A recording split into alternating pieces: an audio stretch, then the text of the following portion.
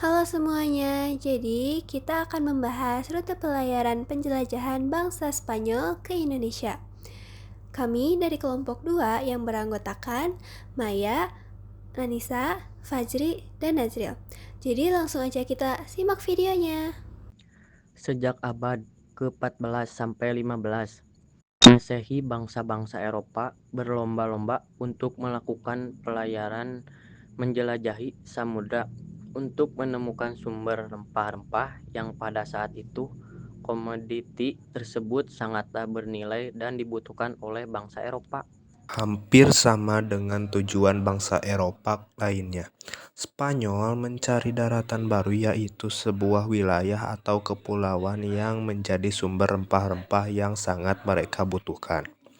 Saat itu rempah-rempah menjadi komoditas mahal di Eropa, terutama karena fungsinya sebagai bahan untuk campuran dalam makanan hingga digunakan sebagai pengawet di musim dingin, yang menjadi kebutuhan pokok di kalangan Eropa saat itu. Pada tahun 1453, peristiwa penting yang mengubah sejarah dunia terjadi, yaitu jatuhnya Konstantinopel ke tangan Turki Utsmani yang dipimpin oleh Sultan Mahmud II. Kota ini sebelumnya merupakan pusat perdagangan antara Eropa dan Asia. Sejak jatuhnya Konstantinopel, jalur perdagangan rempah-rempah melalui Laut Tengah dikuasai oleh Turki, sehingga bangsa Eropa kesulitan memperoleh rempah-rempah dengan harga murah. Kondisi inilah yang mendorong bangsa-bangsa Eropa, termasuk Spanyol, untuk mencari jalur laut baru menuju Asia. Pernikahan Raja Ferdinand dari Aragon dan Isabella dari Kastilia pada 19 Oktober 1469 merupakan langkah kunci penyatuan Spanyol dengan menikahi pewaris tahta terkemuka di dua kerajaan Kristen terbesar, yaitu di semenanjung Iberia.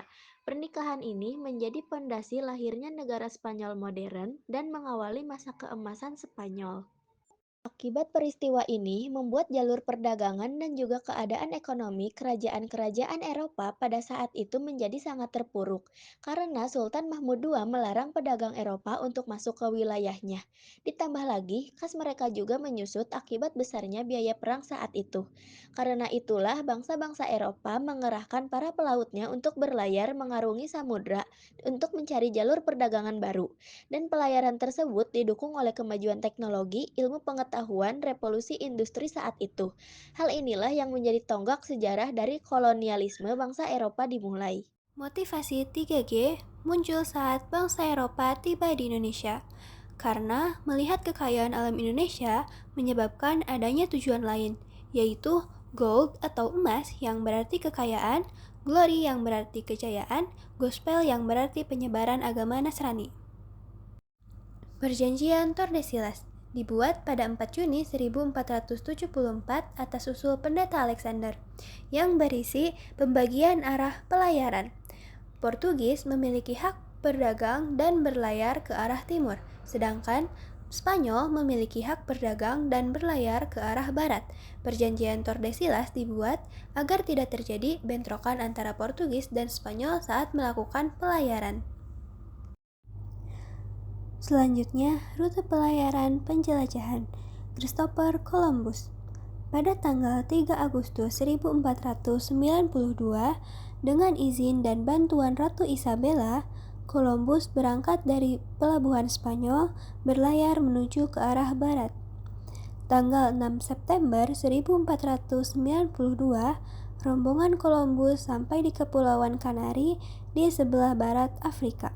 Pada tanggal 12 Oktober 1492, rombongan Columbus berhasil mendarat di pantai bagian dari Kepulauan Bahama. Columbus mengira bahwa dia sudah sampai di tanah Hindia.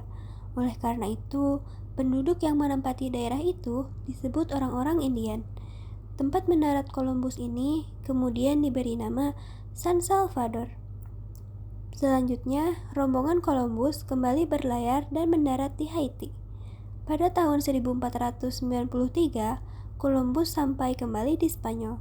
Berkat keberhasilannya mendarat di Kepulauan Bahama dan Haiti, Columbus diakui sebagai penemu daerah baru yakni benua Amerika. Rute pelayaran penjelajahan Ferdinand de Magalhães. Ferdinand de Magalhães sesungguhnya berkebangsaan Portugis, tetapi bekerja untuk Spanyol. Dalam pelayarannya yang dimulai pada tanggal 10 Agustus 1519, ia dibantu oleh Juan Sebastian Elcano. Pada Maret 1521, rombongan Magalhães mendarat di Pulau Guam. April 1521 sampai di Kepulauan Massawa atau kemudian dikenal dengan Filipina. Magalhães menyatakan bahwa daerah yang mereka temukan sebagai koloni Spanyol. Tindakan Magalhães mendapatkan tantangan penduduk setempat, yaitu orang-orang Mactan, sehingga terjadi konflik yang mengakibatkan Magalhães terbunuh. Sebastian Elcano. Perjalanan penjelajahan Spanyol ke Indonesia yang dipimpin oleh Juan Sebastian Elcano terjadi setelah kematian Ferdinand Magalhães di Filipina pada tahun 1521. Setelah Magalhães gugur dalam pertempuran, Elcano mengambil alih komando dan melanjutkan ekspedisi. Elcano dan rombongannya tiba di Indonesia, tepatnya di wilayah Tidore, Maluku, pada November 1521. Mereka disambut baik oleh Raja Tidore, yang saat itu bermusuhan dengan kerajaan Ternate yang telah bekerja sama dengan Portugis. Selama sekitar 40 hari di Tidore, Elcano mengisi bahan makanan dan mengumpulkan rempah-rempah, yang menjadi tujuan utama ekspedisi tersebut. Setelah itu, kemudian mereka belayar kembali ke Spanyol melewati India dan Tanjung Harapan di Afrika. Perjalanan ini menjadi pelayaran pertama yang berhasil mengelilingi dunia, dan Elcano mendapatkan penghargaan dari Raja Spanyol atas keberhasilannya. Ekspedisi ini membuka jalur laut baru dari Maluku ke Eropa dan membuktikan bahwa bumi itu bulat. Isi Perjanjian Saragossa. 1. Portugis memiliki wilayah kekuasaan dari Brazil ke arah timur sampai dengan Kepulauan Maluku.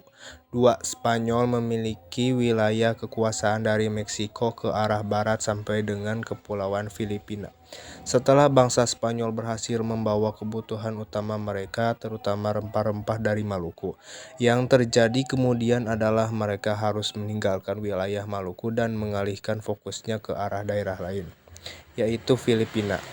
Hal ini terjadi setelah adanya Perjanjian Saragossa pada tahun 1529 antara Spanyol dan Portugis yang mengatur pembagian wilayah pengaruh di Asia Tenggara agar menghindari konflik berkepanjangan.